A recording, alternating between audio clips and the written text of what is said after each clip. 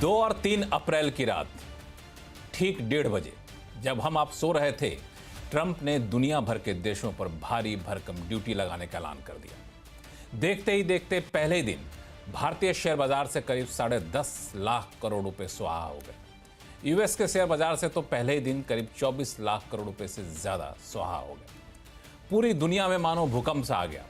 लगा कि अब तो बाजार कंगाल करके ही मानेगा। लेकिन मुश्किल से एक हफ्ता ही बीता था कि ट्रंप ने अपने ही फैसले पर 90 दिनों के लिए रोक लगा दी। हालांकि चीन को बाहर रखा, लेकिन इस रोक से फैसले आने के बाद ही अगले ही दिन दुनिया भर के बाजार झूम उठे। अमेरिकी शेयर बाजार में तो 2008 के बाद की सबसे बड़ी तेजी दिखी गई। तो भारतीय बाजार एक दिन में जितना उछला, उतना पिछले 6 महीने में कभी देखने को नहीं मिला था। तो ऐसे में कई सारे सवाल हमारे, आपके और आप जैसे लाखों निवेशकों के मन में उठ रहे हैं। सबसे पहला, क्या ट्रंप का टेरर खत्म हो गया है, या फिर ट्रंप की वजह से जो भूकंप आया था उसका आफ्टर शॉक अभी भी बचा हुआ है? दूसरा सवाल कि क्या Q4 अर्निंग्स को अब बाजार ज्यादा गंभीरता से लेगा, या फिर Q4 अर्निंग का सपोर्ट अब बाजार को मिलेगा? और तीसरा सवाल जो शेयर बाजार का हर निवेशक जानना चाहता है, जिनकी संख्या 22 करोड़ के आसपास पहुंच गई है, कि आम रिटेल निवेशक अब क्या करें। तो इन तीनों सवाल का जवाब आज आवाज अड्डा में ढूंढने की हम कोशिश करेंगे। नमस्कार, मैं हूं लक्ष्मण रॉय और हमारी इस कोशिश में हमारा साथ देंगे बाजार के दिग्गज।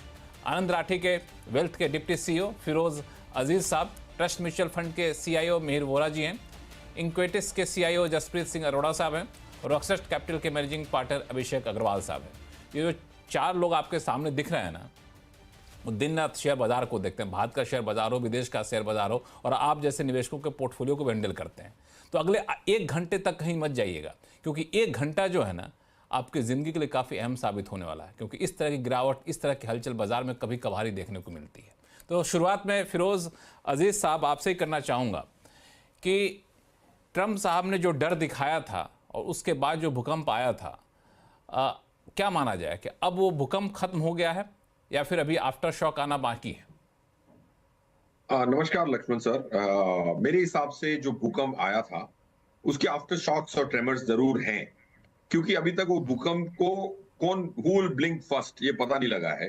ऑफ कोर्स काफी सारे कारण हैं, क्योंकि ट्रंप ने अपने निर्णय को वापस रिवर्स किया। जैसे आपने सही फरमाया कि चाइना को सेपरेट रखा है। पॉइंट मैं ये कहना चाहूंगा कि ट्रेमर्स होंगे, पॉइंट 1।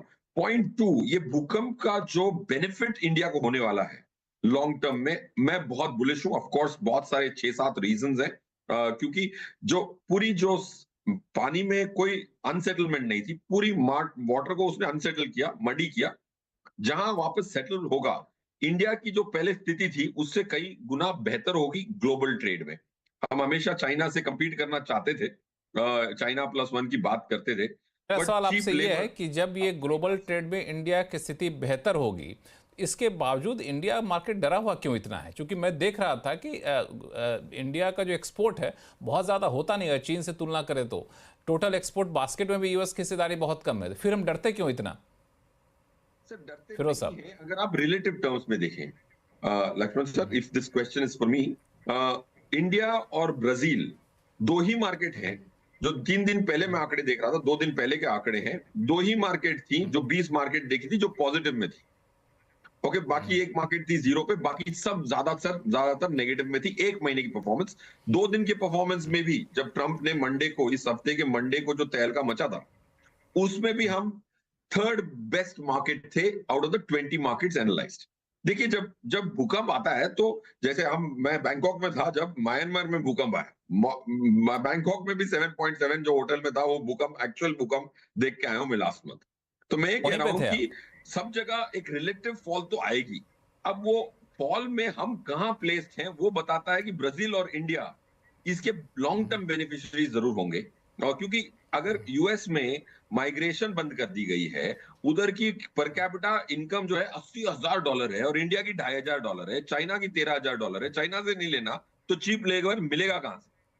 तो मैं ये कह रहा हूं कि इंडिया की स्थिति बेहतर होगी। अब इंडिया उसको कैपिटलाइज करेगा कि नहीं करेगा, बट अगर आप ये प्रार्थना करते थे कि इंडिया चाइना +1 और चाइनीज से compete करेगा, तो ये आपका मौका जरूर है एज अ देश। बिल्कुल ये मौका है, लेकिन इस मौका को कितना ज़्यादा मोनेटाइज कर पाएंगे, भुना पाएंगे, इसको लेकिन मेरे मन में कई सारे सवाल हैं जिस पर मैं आगे चल के शो में आपसे बातचीत करूंगा।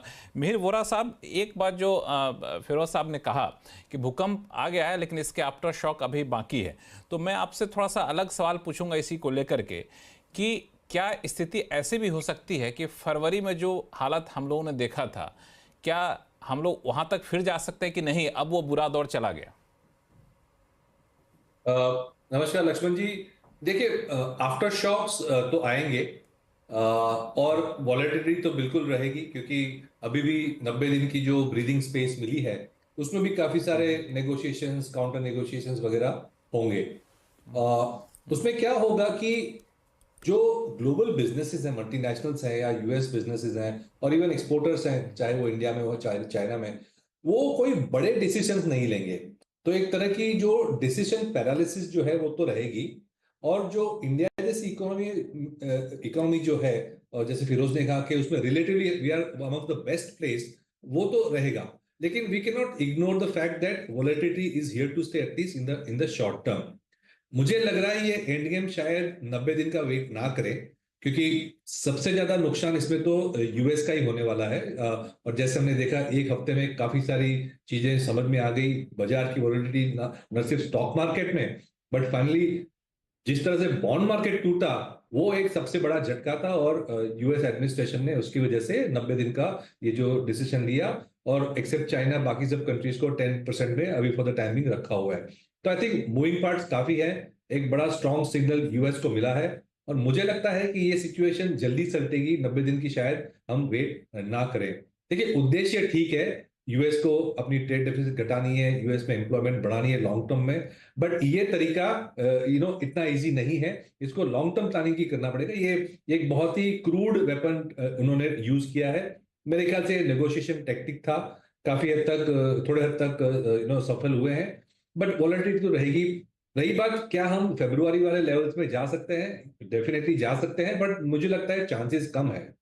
और उसके लिए मुझे सबसे बड़ी रीजन मैं ये बोल रहा हूँ कि वॉलेटिलिटी की वजह से भी हम डाउनसाइड रिस्क लिमिटेड है। उसकी ये वजह है कि क्लियरली जो मार्केट्स ग्लोबली सिग्नल दे रही है, वो ये कह रही है कि यूएस अगर अपनी फिजिकल डेफिसिट नहीं घटाएगा तो कितना भी कर ले, बॉन्ड प्राइसिंग में प्रॉब्लम होगी। हमने देखा था कि in spite of all this, dollar weak हुआ और बॉन्ड प्राइसेस घटे हैं, बॉन्ड डील्स बढ़े हैं। इतनी हद तक कि अब तो गोल्ड भी एक सेफ हेवन बन गया है, और US is now being perceived as a very risky market. मुझे लगता है कि सिचुएशन इन्फ्लेशन की ओर जा रही है यूएस में, और इन्फ्लेशन की वजह से और भी प्रॉब्लम्स होंगे, बट इसके बावजूद उन्होंने टैक्स कट किए। अभी कल जो बजट पास करवाया प्रपोजल्स, उसमें टैक्स कट किए हैं और फिजिकल डेफिसिट बिल्कुल घटाने की बात नहीं कर रहे हैं। तो अगर ऐसा रहा तो बॉन्ड यील्ड्स ऊपर ही रहेंगे और उनको और तकलीफ होगी फ्यूचर में। और उसका एक ही एंड गेम मुझे लग रहा है कि liquidity liquidity liquidity will be pumped into the global system. Money printing वापस शुरू हो जाएगी, डायरेक्टली या इनडायरेक्टली। यूएस को तो करना ही पड़ेगा अगर अपने बॉन्ड्स को रिफाइनेंस करना है। चाइना, क्योंकि ये इतना बड़ा थ्रेट है उनके लिए, वो अगेन पंप प्राइसिंग करेगा। स्टिमुलस उन्होंने दिसंबर में ऑलरेडी एक किया है, मुझे लगता है एक और बड़ा स्टिमुलस चाइना में भी आएगा। तो मुझे लगता है अगर स्लो डाउन की ओर दुनिया जा रही है तो लिक्विडिटी बहुत ज्यादा पंप होने के चांसेस हैं। और वो गोल्ड प्राइसेस हमें दिखा रहे हैं, डॉलर की वीकनेस हमें दिखा रही है। और ये सिचुएशन में इंडिया जैसी कंट्री जो एक्सपोर्ट्स पे ज्यादा डिपेंड नहीं करती है, उनको मेरे ख्याल से फ्लोज और रिस्क एसेट्स और रिस्क फ्लोज इंडिया में आ सकते हैं। तो इस तरह से मुझे लगता है कि डाउनसाइड लिमिटेड है, irrespective of all this volatility. हालांकि इसमें मैं सिर्फ ये जानना चाह रहा था, जसप्रीत अरोड़ा साहब, आप इस पर फोकस करिएगा कि जो वश था वो था कि टैरिफ लगा देना, आंख बंद करके सारे देशों पर लगा दिया tariff, discounted rate so called नाम दिया गया। तो उससे तो उबर गए हम लोग। अब 90 डेज का जो पीरियड है, इसमें कौन कितना नेगोशिएशन करता है, नेगोशिएशन में भी हम लोग भारत जैसे देशों का जो उन्होंने चार्ट बनाया था कि भारत ऐसे देश है जहाँ नेगोशिएशन बातचीत आगे बढ़ रही है, तो वो तो 90 डेज से पहले वाला जो टैरिफ था, रेसिप्रोकल टैरिफ, उस स्थिति पे तो अब यूएस लाएगा नहीं हम लोगों को। तो इतने में खुश हो जाना चाहिए, अब बाजार को अपने चाल से चलना चाहिए, ना कि यूएस की चाल से। Yeah, hi, good evening and namaskar to everyone and to my fellow panelists.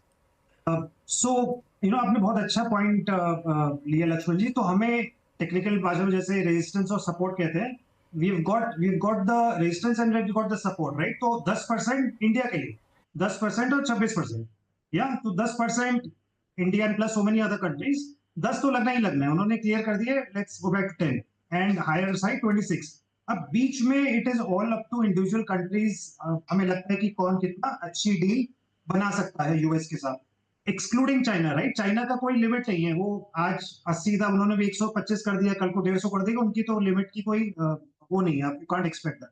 तो broadly I think everyone knows कि अब क्या विंडो है जिसके अंदर नेगोशिएशन होनी है, the floor and the max, the मिन एंड द मैक्स, एंड वो 90 दिन की विंडो। एंड एज अमीर sir said rightly, I don't think इसमें एक 90 दिन जैसा कुछ बहुत ज्यादा कुछ करना है, because all other countries including India bilaterally अपना डिस्कशंस कर ही रहे थे of channel at a lower level, and I think between 30 to 60 days सबकी अपनी अपनी डील बन जानी चाहिए, and excluding China. And to the other part of your question, sir, I think the large part of the earthquake or the भूकंप, if you're saying, वो हो चुका है। उसके माइल्ड ट्रेमर्स, जैसे सब्सिक्वेंटली भी ट्रेमर्स आते रहते हैं, माइल्ड ट्रेमर्स हल्के फुल्के 2-4% ऊपर नीचे वाले, I think we'll have to get used to the next 30 to 60 days।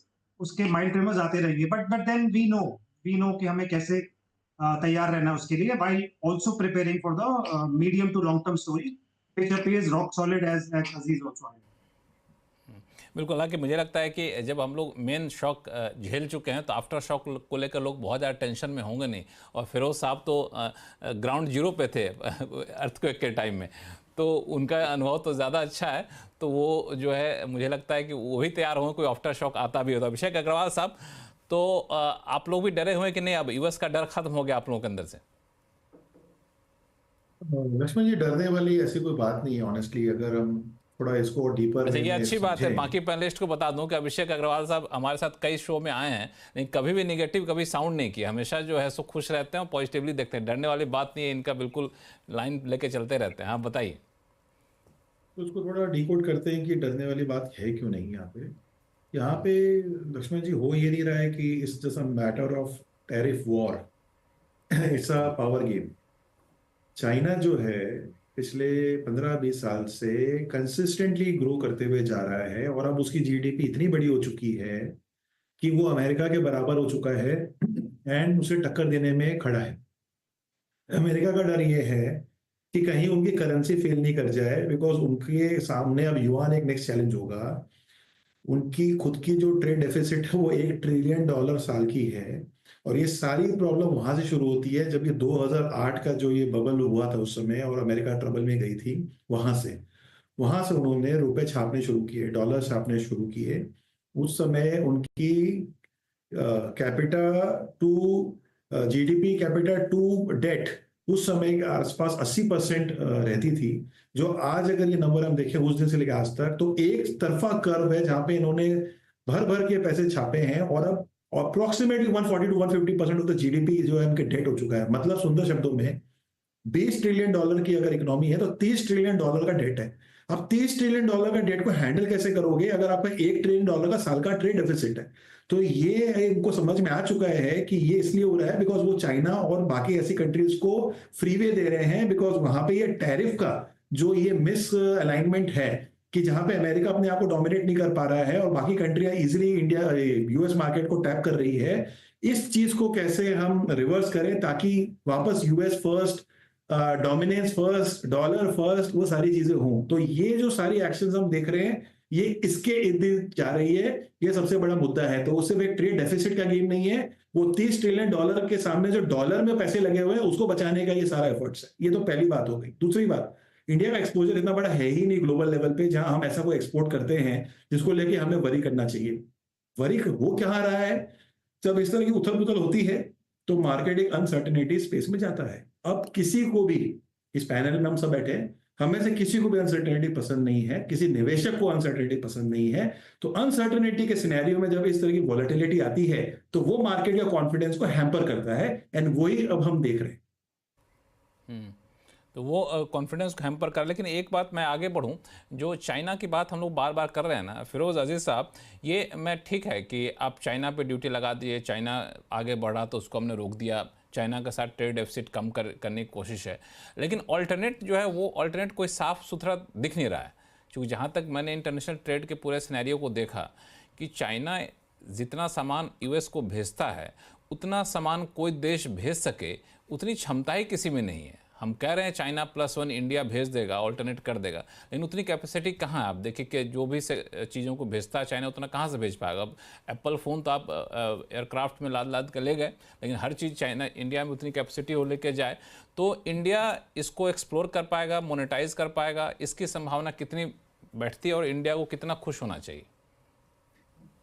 जैसे आपने सही फरमाया लक्ष्मण जी कि इतना आसान नहीं है यूएस के लिए भी कि चाइना के इंपोर्ट्स को रिप्लेस करना, ना कि दूसरे देशों को कि चाइना जितनी एफिशिएंटली प्रोड्यूस करके वहां तक पहुंचाना।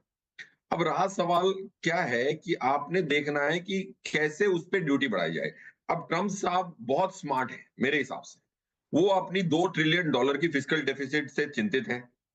आज अगर वो जो 10% टैरिफ पे भी ले आए और उस पे ही इनको ऑटोमेटिकली $600-700 बिलियन की एक एक्स्ट्रा इनकम आ सकती है विदाउट हैम्परिंग डिमांड, क्योंकि काफी सारी कंट्रीज, चाइना अपनी करेंसी को डिवैल्यू कर सकती है अपनी कंपेटिटिव एज को लिए। सो मैं ये कह रहा हूं कि आज इंडिया कितना उसको कैपिटलाइज कर पाएगा आज की स्थिति में बताना नामुमकिन है मेरे लिए, क्योंकि बहुत सारे और पत्ते खुलेंगे, बहुत सारी और रणनीतियां निकलेंगी और बहुत सारे टू एंड फ्रो होंगे। Of course so I personally think capitalize जरूर करेंगे, थोड़ी कोलैटरल बेनिफिट जरूर होगी, बिकॉज वियतनाम को देख लें, दूसरे कंट्रीज जो है जैसे अपैरल्स जो एक्सपोर्ट करते हैं उनकी काफी सारी हमसे जो compete करते हैं ग्लोबल मार्केट में, उन पे भी टैरिफ्स काफी अच्छी खासी भरकम लगाने की उम्मीद थी। ऑफ कोर्स नाउ 90 डेज का डेफरल है। To answer your pointed question, मेरे हिसाब से इंडिया कैपिटलाइज कर पाएगा, बट इतना ज्यादा नहीं।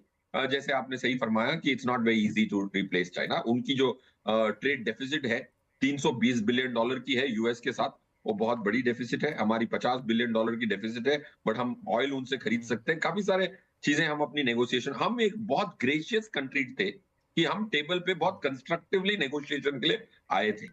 काफी सारी कंट्रीज ने वो इतना पहल नहीं की थी, हमने पहल की थी। That's why we are in a good spot. इसमें एक सवाल और पूछूंगा, फिर मैं मेहर वोरा साहब के पास जाऊंगा कि इसकी संभावना आप कितनी देख रहे हैं कि ये जो टैरिफ वॉर जैसा इस सिचुएशन, या फिर कहें कि टैरिफ ब्लॉक हो गया, अब ट्रेड ब्लॉक हो गया चाइना और यूएस के बीच में, ये दोनों चेयर टेबल पर फिर से बैठे और आपस में कहेंगे ठीक है जब हो गई बहुत लड़ाई, चलो हम लोग अपने हित का ख्याल रखेंगे, दूसरे के हितों का ख्याल रखो और बताओ कैसे करना है। तो ये अगर सिचुएशन आ सकता है, इसकी संभावना कितनी है, और अगर ये आता है तो बाजार के लिए कितनी अच्छी खबर होगी? मेरे हिसाब से एक बहुत एमिकेबल सॉल्यूशन आना की संभावना ना के बराबर है। ऑफ कोर्स बहुत सारी टसल होगी, ना के बराबर है, ना के बराबर है। बहुत सारी टसल होगी, of course there will be some fall out, but रहा सवाल इंडिया का। देखिए इंडिया की अभी आरबीआई की मॉनेटरी पॉलिसी में भी जीडीपी का हमने घटौती देखी 6.7 से 6.5। ये बेसिकली अगर हमारी 2% जीडीपी यूएस को एक्सपोर्ट कर रहे हैं, उसमें 10% का अगर डिमांड की कटौती भी हुई तो मेरी जीडीपी 0.2 से कम होती है, उसको हमने प्रावधान किया हुआ है। पॉइंट 1। पॉइंट 2, हमारी जो मार्केट है वो बहुत अच्छी स्थिति में है। देखिए वॉलेटिलिटी सब अंग्रेजी में बोल जाते हैं, मैं ये कहता हूं कि भाई लास्ट ईयर फाइनेंशियल ईयर पूरा निकल गया, निफ्टी की हाईएस्ट लेवल थी 26,213 24 सितंबर को, सबसे लोवेस्ट लेवल थी 21,885 4 जून को। पूरी निफ्टी पूरा साल वॉलेटिलिटी करते रहे, क्या टाइट रेंज में ऑपरेट करिए, 4,200 पॉइंट ऑन 22,000, होता कि कितना है 15-16%। इतना तो नैस्डैक एक दिन में मूव किया था मंडे को। सो इंडिया अगर आप वॉलेटिलिटी को एक्सेल शीट पे मैथमेटिकली कंप्यूट करेंगे तो 2022 मार्च से इंडिया की निफ्टी की वॉलेटिलिटी S&P 500 से कम है मैथमेटिकली। परसेप्शन तो सबके, मैं यूएस गया था दिसंबर 22 में, सब कहते हैं तुम्हारी सबसे वॉलेटाइल मार्केट। मैं उनसे बहस किया, तुम लोग 8 ट्रिलियन मैनेज करते हो, ये S&P 500 की आप वॉलेटिलिटी एक्सेल शीट पे कैलकुलेट कर लो और निफ्टी 50 की कर लो, आपकी 60% की जीडीपी मतलब मार्केट कैप है वर्ल्ड की, ये निफ्टी की 3% की है। 3% is delivering low volatility than a 60% market cap index. So volatility कम है, इसको हमें अप्रिशिएट करना चाहिए। रोज की उतार चढ़ाव को अगर हम वॉलेटिलिटी बोलने लगे तो यार ये एफडी तो है नहीं, हर दिन 0.8% की निफ्टी की मूवमेंट का तो प्रावधान करना पड़ेगा। अब 0.8 के बदले 3% मूव कर जाए, मानता हूं कि आदमी हड़बड़ा जाए, बट 0.8 की 0.9 मूव कर जाती है एक दिन में, तो क्लाइंट बोलता है कि यार वॉलेटिलिटी है। सो वॉलेटिलिटी इज लोअर, और 3,80,000 करोड़ हम वापस कर चुके हैं एफआईआई को। वैल्यूएशन के बहाने पैसा बाहर जा चुका है, इसीलिए हमारी टेंट कम है। रेंट कम है। हालांकि ये भी है कि जब मार्केट कैप बढ़ेगा तो वॉलेटिलिटी दिखने में परसेप्शन वाइज थोड़ा सा बढ़ता हुआ दिखेगा, लेकिन एब्सोल्यूट टर्म में आप देखें तो वो जैसा कि आपने एग्जांपल दिया है वो वैसा है नहीं, परसेप्शन भले ही बना हुआ है। मीर वोरा साहब, एक सवाल ये उठता है कि अब यूएस की तो बात आपने कही, सब लोगों ने इस पर चर्चा कर ली, लेकिन अगला जो ट्रिगर जो इसका सबको इंतजार था वो था Q4 की अर्निंग को। लेकिन ट्रंप साहब ने ऐसा हिलाया कि Q4 की अर्निंग को लोग भूल गए थे, लगा कि पता नहीं उसका कुछ असर पड़ेगा कि नहीं पड़ेगा, मार्केट उसको सीरियसली लेगा कि नहीं लेगा। लेकिन अब तो Q4 की अर्निंग आनी शुरू हुई, इससे पहले ट्रंप साहब आप जाते हुए दिख रहे हैं। तो Q4 अर्निंग को लेकर के बाजार कितना आशावान है, या फिर कहें कि उसके रिजल्ट को कैसे बाजार लेगा, सीरियसली लेगा कितना, उस पर भी डर समाया रहेगा? बिल्कुल। देखिए, Q4 अर्निंग्स के एक्सपेक्टेशंस काफी उम्मीद काफी लो ही थी। सिंगल डिजिट निफ्टी की अर्निंग्स की उम्मीद है, और मेरे ख्याल से जिस तरह से वैल्यूएशन की करेक्शन हुई थी सितंबर से लेके फरवरी तक, और मार्च में थोड़ी रिकवरी हमने देखी, market I don't think Q4 earnings पे फोकस कर रहा है। आई थिंक मेरे हिसाब से मेरे ख्याल से ज्यादा इंपॉर्टेंट ये है ध्यान में रखना कि Q1 ऑफ FY26 माने जून जो क्वार्टर आएगा और सितंबर जो क्वार्टर आएगा, उसमें हमारे एक जो बेस इफेक्ट है वो काफी फेवरेबल है। क्योंकि जो हमने स्लो डाउन देखी पिछले साल, खास करके सितंबर अक्टूबर तक, वो गवर्नमेंट स्पेंडिंग की वजह से थी, जो हुई नहीं जितनी वो होनी चाहिए थी। गवर्नमेंट की जो इंफ्रा स्पेंडिंग थी, कैपिटल एक्सपेंडिचर थी, बाकी सब स्पेंडिंग थी, उसमें स्पेंडिंग भी कम करी, और कंपनीज के रिसीवेबल्स भी गवर्नमेंट ने क्लियर नहीं किए इतनी अच्छी तरीके से। तो उसकी वजह से एक्टिविटी फर्स्ट 2-3 क्वार्टर्स में लो थी। अब FY26 में हमने देखा है गवर्नमेंट ने कैपिटल एक्सपेंडिचर बजट 11 लाख रुपया वापस रखा है। तो जून और पिछले सितंबर के जो बेस इफेक्ट है, उसी से अच्छी खासी पॉप मिलने वाली है जीडीपी को। और अगर हमने देखा जिस तरह से ये विंटर क्रॉप वगैरह ठीक चल रहा था, तो एक नॉर्मल सिक्लिकल अपटिक हमें वैसे भी देखनी थी। दूसरी पॉजिटिविटी जो इकोनॉमी को एड कर रही है इज आरबीआई का रवैया, जो काफी लिक्विडिटी टाइट रखने का था। अब आरबीआई के नए गवर्नर ने काफी इजी कर दिया है, लिक्विडिटी भरपूर कर दी है, सरप्लस कर दी है, इंटरेस्ट रेट्स भी काटे हैं, और क्लियरली गवर्नमेंट और आरबीआई दोनों एक ही पेज पे हैं कि अभी इकोनॉमी को रिवाइव करना है, स्टिमुलेट करना है। तो मेरे ख्याल से एक बेस अच्छा बना था, वैल्यूएशंस ठीक थे, इसलिए Q4 के अर्निंग्स इतने इंपॉर्टेंट नहीं है, क्योंकि Q1 और Q2 जो है सितंबर क्वार्टर में वैसे ही अर्निंग्स पिकअप होने थे।